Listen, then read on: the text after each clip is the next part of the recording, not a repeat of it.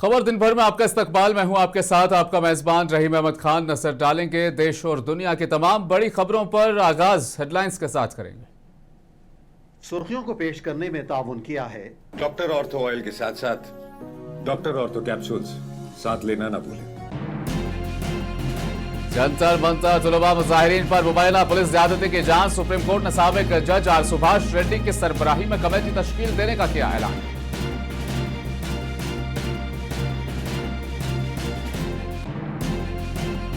राजीव गांधी के 82वें यौम पैदाइश पढ़ के सोनिया, राहुल और प्रियंका ने वीरभूम पहुंचकर असीम लीडर को पेश किया खिराज अकीदत।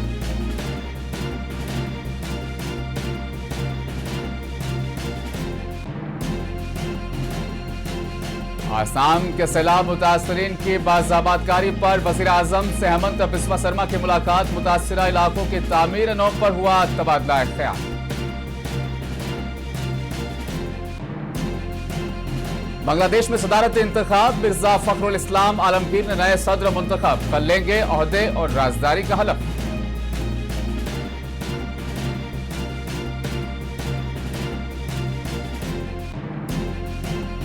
अमेरिका ईरान कशीदगी में नया वोट। ट्रंप का इकोनॉमिक डी डे का ऐलान। तेहरान पर सख्त मुआशी दबाव का इशारा।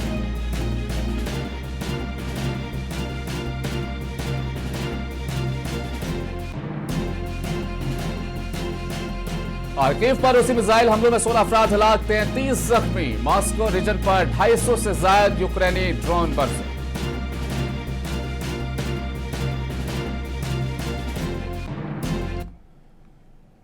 नई दिल्ली में तुलबा मुजाहिरीन के खिलाफ पुलिस के मुबैना ज्यादती के इल्जामात की तहकीकात के लिए सुप्रीम कोर्ट ने एक कमेटी तश्कील दी है। सुप्रीम कोर्ट ने साबिक जज आर सुभाष रेड्डी को कमेटी का चेयरमैन मुकर्रर किया है।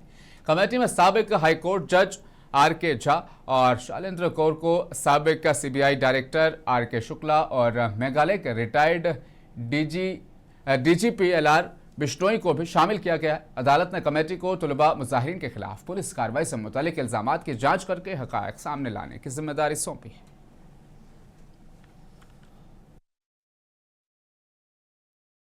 पूर्व सुप्रीम कोर्ट जज ऑनरेबल जस्टिस सुभाष रेड्डी के चेयरमैनशिप में कमेटी गठित की है और कमेटी इस बात की जांच करेगी कि जो ब्रूटैलिटी हुई थी उसमें पेलेट गन का यूज उस पर उस चीज को एग्जामिन करेगी।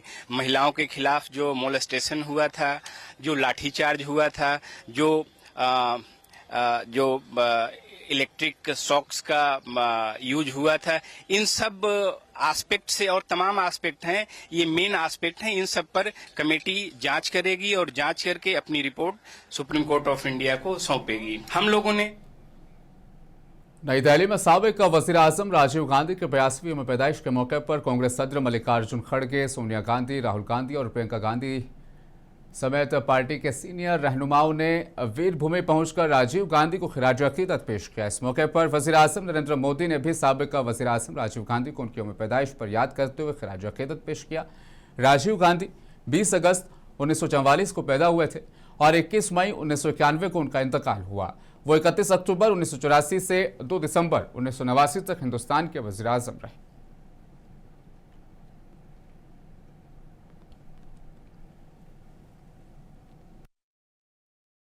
हमारे लिए तो ये प्रेरणा का दिन होता है और ये स्थान भी प्रेरणा का स्थान है। जब भी यहाँ आते हैं नई ऊर्जा के साथ वापस जाते हैं। आज राजीव जी होते तो इस देश का इतिहास बदल चुका होता, इस देश का भविष्य बदल चुका होता, इस देश की किस्मत बदल चुकी होती। ये हम सब की बदकिस्मती ही है कि बहुत कम उम्र में चले गए। राजीव जी की आज जयंती है और राजीव जी के जीवन, खासकर राजनीतिक जीवन है, वो बहुत ही कम समय का रहा है, लेकिन उसका योगदान बहुत बड़ा है। पंचायती राज और उसके बाद जो सूचना संचार क्रांति, ये और खासकर युवाओं के लिए जो 21 साल से घटाकर 18 साल उन्होंने मतदान की उम्र रखा, तो बहुत सारे। नई दिल्ली में कांग्रेस लीडर और लोकसभा में अपोजिशन लीडर राहुल गांधी ने साबिक वज़ीर आज़म राजीव गांधी के 82वें यौम पैदाइश के मौके पर जवाहर भवन में मुनक्किदा हरा भरा स्वराज प्रोग्राम में शिरकत की। इस मौके पर राहुल गांधी ने राजीव गांधी के विजन और मुल्क की तरक्की में उनके किरदार को याद करते हुए खिताब किया। Narendra Modi says, I forgive the students. Yeah, please, I forgive you. Meaning what? You are a bunch of jokers. I am very smart. I know everything. You don't understand everything, and I forgive you.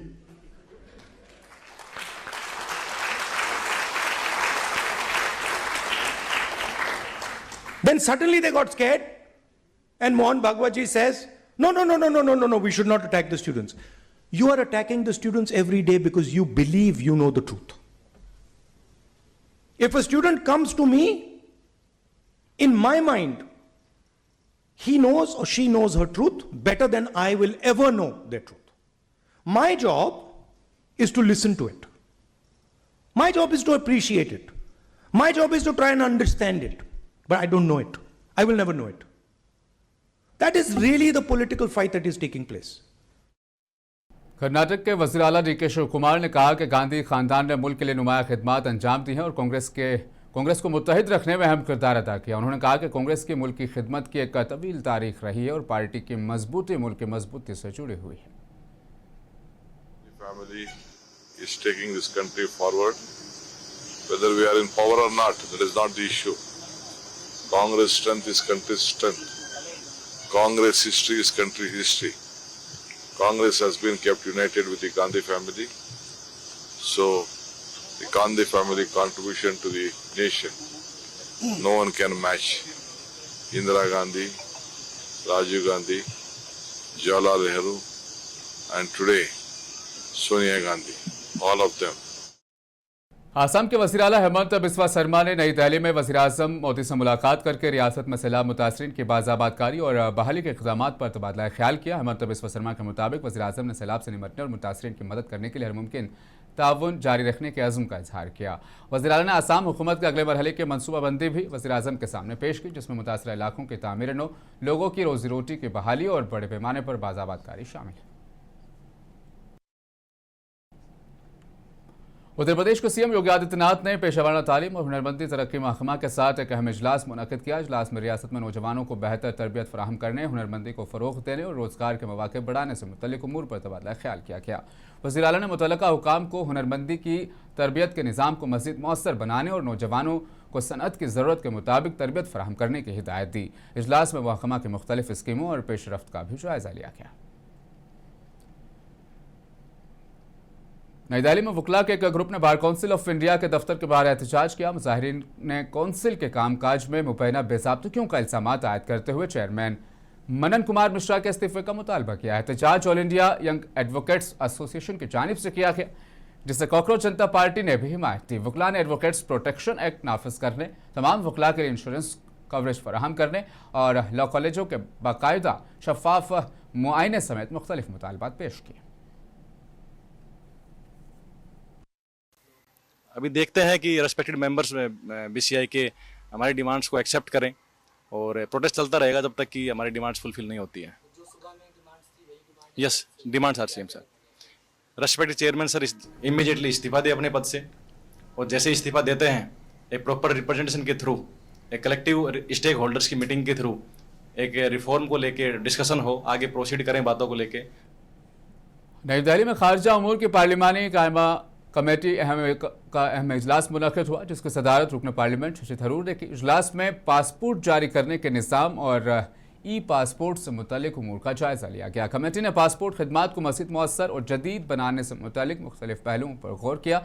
इजलास के दौरान passport निज़ाम से मुतल्लिक़ मसाइल, technology का इस्तेमाल और शहरियों को बेहतर सहूलियात फराहम करने के इक़दामात पर तबादला ख्याल किया गया।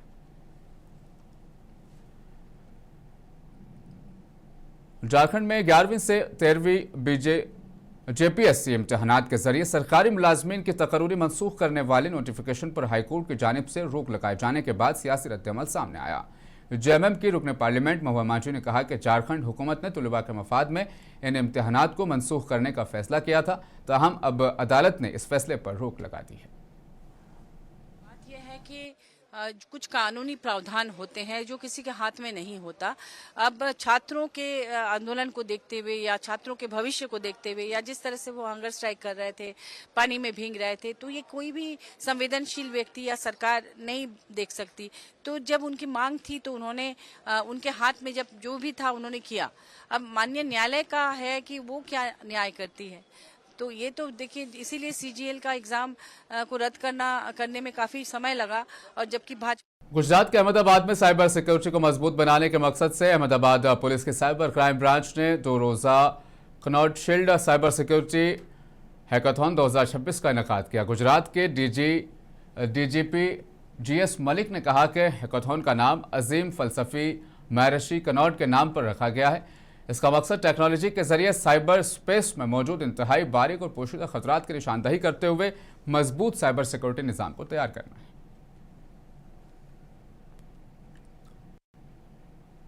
हरियाणा के हिसार जिला अदालत कॉम्प्लेक्स के मेन गेट पर जुमेरात को गैंगस्टर विनोद पन्नू उर्फ कुनाको को फायरिंग करके कत्ल कर दिया गया। पुलिस के मुताबिक पन्नू अदालती समाअत के बाद अपने साथियों के हमरा अदालत से बाहर निकल रहा था। घात लगाए हुए 2 हमलावरों ने उस पर तकरीबन 10 राउंड फायरिंग कर दी।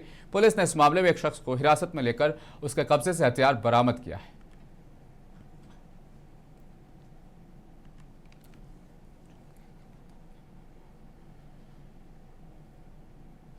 अक़वाम मुत्तहिदा के deputy secretary general Amina Mohammed 26 अगस्त को हिंदुस्तान का दौरा करेंगी। अपने दौरे के दौरान वो अक़वाम मुत्तहिदा और हिंदुस्तान के दरमियान ताउन, पायदार तरक्की और पायदार तरक्की के अहदाफ के हुसूल में हिंदुस्तान के किरदार पर आला हुकाम से तबादला ख्याल करेंगी। अमीना मोहम्मद अपने सरोज़ा दौरे के दौरान IIT के तलबा से भी मुलाकात करेंगी और पायदार तरक्की के लिए डिजिटल टेक्नोलॉजी में मौजूद मौक़े और दरपेश चैलेंजेस पर गुफ्तगू करेंगी।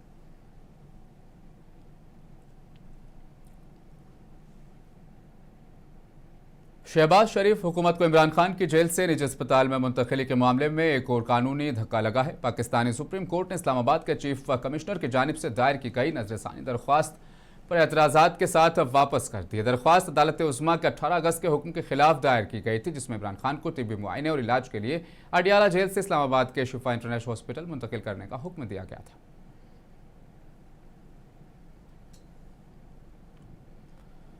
मिर्जा फखरुल इस्लाम आलमगीर बांग्लादेश के नए सदर मुंतखब हो गए हैं। हुक्मरान बांग्लादेश नेशनलिस्ट पार्टी के उम्मीदवार मिर्जा फखरुल इस्लाम ने अपने हरीफ और लिबरल डेमोक्रेटिक पार्टी के chairman retired colonel Ali Ahmad को शिकस्त दे दी है। Chief election commissioner MM Nasiruddin के मुताबिक आलमगीर को 255 वोट मिले, जबकि अली अहमद ने 88 वोट हासिल किए।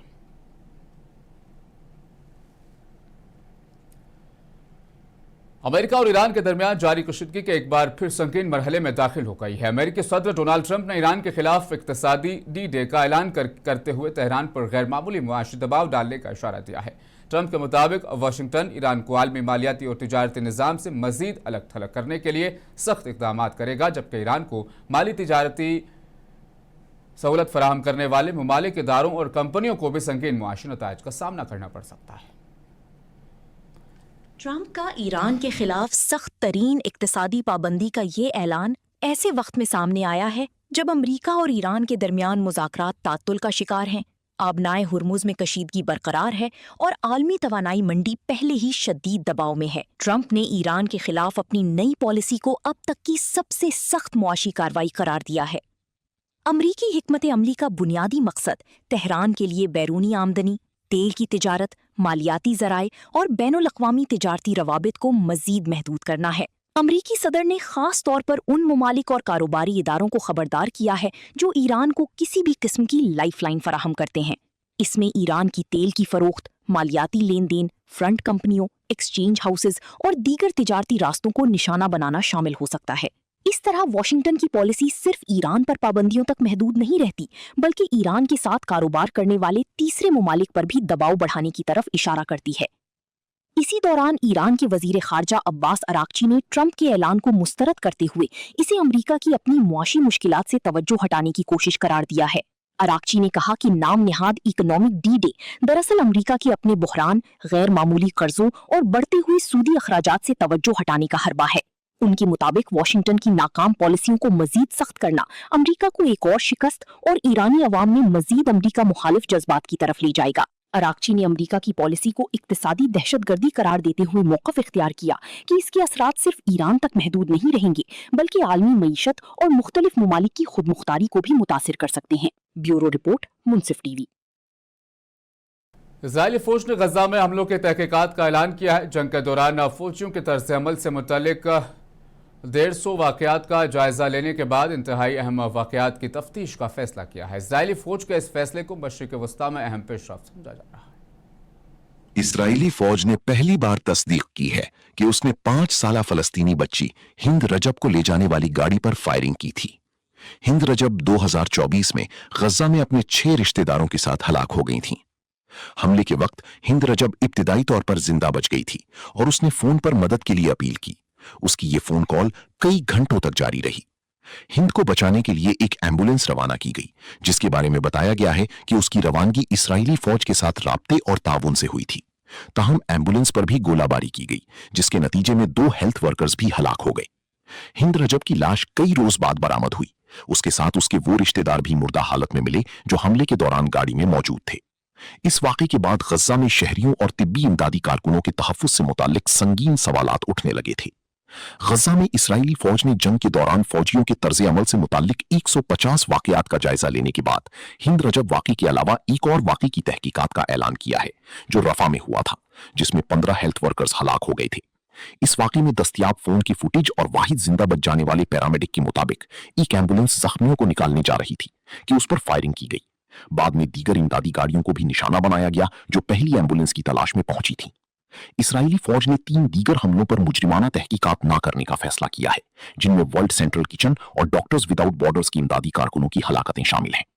गजा में जंग के दौरान शहरियों और इमदादी कारकुनों के तहफ्फुज़ का मामला आलमी सतह पर मुसलसल तशवीश का बायस बना हुआ है।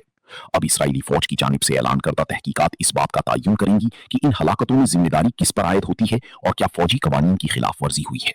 ब्यूरो रिपोर्ट, मुंसिफ टीवी। यूएई हुकाम ने दावा किया है कि उसके दिफाई अफवाज ने ईरान से दागे गए 2 बैलिस्टिक मिसाइलों का सुराग लगा लिया है।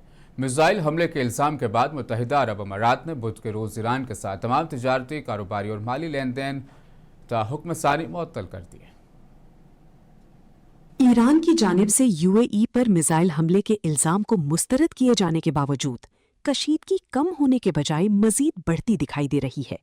इमाराती हुक्काम का दावा है कि उनकी दिफाई अफवाज ने ईरान से दागे गए 2 बैलिस्टिक मिसाइलों का सुराग लगाया। यूएई के मुताबिक एक मिसाइल उसकी इलाकाई हुदूद से बाहर जबकि दूसरा उसकी समंदरी हुदूद में गिरा और खदशा जाहिर किया गया कि मिसाइलों का हदफ समंदरी आमदोरफ्त थी। दूसरी जानिब तेहरान ने इन इल्जामात को बेबुनियाद करार देते हुए कहा है कि ऐसे दावे खित्ते में एतमाद और सफारती कोशिशों को नुकसान पहुंचा सकते हैं। लेकिन मामला सिर्फ 2 मिसाइलों तक महदूद नहीं है, बल्कि आबनाए हुर्मुज में बढ़ती कशीदगी ने आलमी तिजारत और तवानाई की मंडियों को भी खतरे में डाल दिया है। रिपोर्ट्स के मुताबिक 18 अगस्त को इस अहम आबी गुजरगाह से सिर्फ 6 कमर्शियल जहाज गुजरे, जबकि गुज़श्ता 10 रोज में रोजाना औसतन तकरीबन 11 जहाज यहां से गुजर रहे थे। ईरान और यूएई के दरमियान तकरीबन 28 अरब डॉलर की तिजारत दोनों ममालिक के लिए इंतहाई अहम है। दुबई तवील अरसे से ईरान की दरामदात, बरामदात और मालियाती सरगर्मियों का अहम मरकज रहा है। ऐसे में यूएई की जानिब से ईरान के साथ तिजारती और माली लेन देन रोकने का फैसला ईरानी मईशत पर मजीद दबाव डाल सकता है, लेकिन इसके असरात खुद दुबई की कारोबारी सरगर्मियों पर भी पड़ सकते हैं। 2 मिसाइलों से शुरू होने वाली ये कशीदगी अब तिजारत, तेल, आलमी शिपिंग और खित्ते के अमन के लिए बड़ा सवाल बन चुकी है। क्या ये बुहरान मजीद शिद्दत इख्तियार करेगा या सफारतकारी कशीदगी को टालने में कामयाब होगी? ये आने वाले दिनों का सबसे अहम सवाल है। ब्यूरो रिपोर्ट, मुंसिफ टीवी। बरतानिया ने मगरबी किनारे में इजरायली बस्तियों के नए मंसूबे पर तनकीद करते हुए इजरायली सफीर को तलब किया। रद्दमल उस वक्त सामने आया जब इजरायली हुक्काम ने इलाके 1200 से ज्यादा नए मकानात की तामीर के लिए बोलियां तलब की है। बरतानिया हुकूमत ने E1 नामी इस मंसूबे पर शदीद तशवीश का इजहार करते हुए कहा कि मगरबी किनारे में आबादकारी का फैलाव खित्ते में दो रियासती हल के इम्कानात को नुकसान पहुंचा सकता है। नासा की जानिब से 1 माह से जारी सॉइलर टेलीस्कोप को बचाने का मिशन नाकाम हो गया। नासा ने ऐलान किया है कि लिंक खलाई जहाज अब स्विफ्ट टेलीस्कोप को बुलंद और महफूज मदार में मुंतकिल करने की कोशिश नहीं करेगा।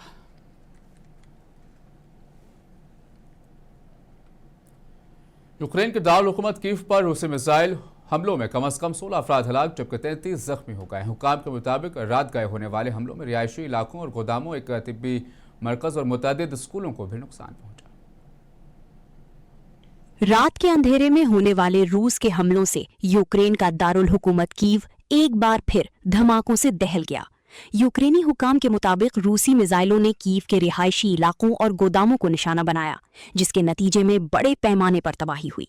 एक तिब्बी मरकज और कई तालीमी इदारे भी मुतासिर हुए, जबकि ब्रोवरी के इलाके में एक सनती तनसीब को नुकसान पहुंचने के बाद आग भड़क उठी। यूक्रेनी फजाइया के मुताबिक कैलिबर मिसाइल हमले के दौरान फजाई दिफाई निजाम को मुतहर्रिक कर दिया गया था। हमला इतना ताकतवर था कि इसके असरात यूक्रेन की सरहदों से बाहर भी महसूस हुए, जिसके बाइस पोलैंड और रोमानिया को भी अपने एयर डिफेंस सिस्टम को फाल करना पड़ा।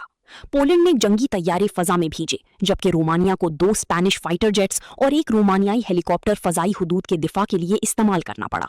रोमानिया के मुताबिक एक ड्रोन उसकी फजाई हुदूद में दाखिल हुआ और बाद में गैर आबाद इलाके में गिरकर तबाह हो गया। दूसरी जानिब रूस ने भी बड़े यूक्रेनी ड्रोन हमले का दावा किया है। रूसी हुक्काम के मुताबिक रात के दौरान 250 ड्रोन मॉस्को रीजन की जानिब दागी गई, जिनमें से 28 को इसी इलाके में तबाह कर दिया गया। रूस और यूक्रेन के दरमियान जंग 4.5 साल से जारी है, लेकिन हालिया महीनों में दोनों जानिब से तवील फासले तक मार करने वाली हमलों में शिद्दत आई है, जिसके नतीजे में खित्ते में अमन की कोशिशें बुरी तरह मुतासिर हुई हैं। ब्यूरो रिपोर्ट, मुंसिफ टीवी।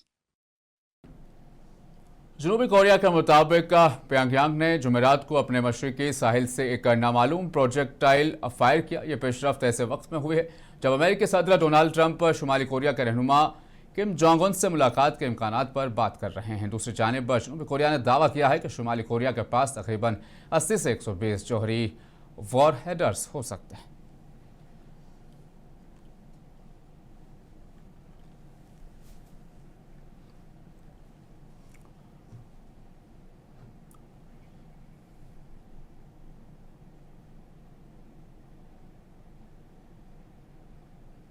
बरतानवी शाही खानदान में जारी बरसों की कशीदगी के दौरान एक बड़ी पेशरफ्त सामने आई है। बरतानिया के शहजादा हैरी और उनकी अहलिया मेगन मार्कल ने अपने दोनों बच्चों के हमरा अमेरिका से दोबारा बरतानिया मुंतकिल होने की तैयारी कर ली है। ताहम ये वापसी शाही जिम्मेदारियां संभालने के लिए नहीं, बल्कि एक निजी खानदानी जिंदगी के नए मरहले के तौर पर देखी जा रही है। देखिए आप इस हवाले से ये तफसीली रिपोर्ट। मुझे दीजिए इजाज़त, बने रहें मुंसिफ टीवी के साथ। जनवरी 2020 में शहजादा हैरी और मेगन मार्कल ने शाही खानदान के सीनियर अरकान की हैसियत से अपने फराइज से दस्तबरदार होने का ऐलान किया था। साबिका शाही जोड़े ने माली तौर पर खुद मुख्तार जिंदगी इख्तियार करने का फैसला किया और बाद-अज़ां अमरीका की रियासत कैलिफोर्निया मुंतकिल हो गए। ये फैसला बरतानवी मीडिया में मेग्जिट के नाम से भी मशहूर हुआ और उसके बाद शाही खानदान के साथ उनके ताल्लुकात में मुसलसल कशीदगी रही। जनवरी 2023 में हैरी की याददाश्तों पर मबनी किताब स्पेयर ने शाही खानदान के अंदरूनी मामलात को एक बार फिर आलमी बहस का मौजू बना दिया। किताब में शहजादे ने अपनी वालिदा शहजादी डायना की मौत के सदमे, शाही जिंदगी की मुश्किलात और खानदान के साथ अपने इख्तिलाफात का तफसील से जिक्र किया। इस दौरान हैरी और मेगन ने इंटरव्यूज में भी शाही खानदान और बरतानवी मीडिया पर अपने तहफ़्फ़ुज़ात का इजहार किया, लेकिन गुज़िश्ता कुछ अरसे से ताल्लुकात बेहतर होने के आसार नजर आ रहे थे। हैरी ने माजी में अपने खानदान के साथ मुफाहमत की ख्वाहिश जाहिर की थी, जबकि जुलाई 2026 में एक अहम खानदानी मुलाकात हुई। किंग चार्ल्स ने हैरी, मेगन और अपने पोते आर्ची और पोती लिलीबेट की मेजबानी हाईग्रोव हाउस में की। ये बच्चों की अपने दादा से तकरीबन 4 साल बाद रूबरू मुलाकात थी। बकिंगम पैलेस ने इसे निजी खानदानी मुलाकात करार दिया था।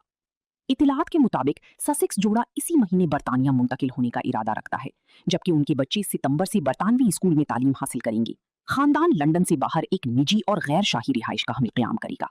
अहम बात यह है कि हैरी और मेगन दोबारा वर्किंग रॉयल्स के तौर पर फराइज अंजाम नहीं देंगे और न ही किसी शाही महल में रिहाइश इख्तियार करेंगे। ब्यूरो रिपोर्ट, मुंसिफ टीवी।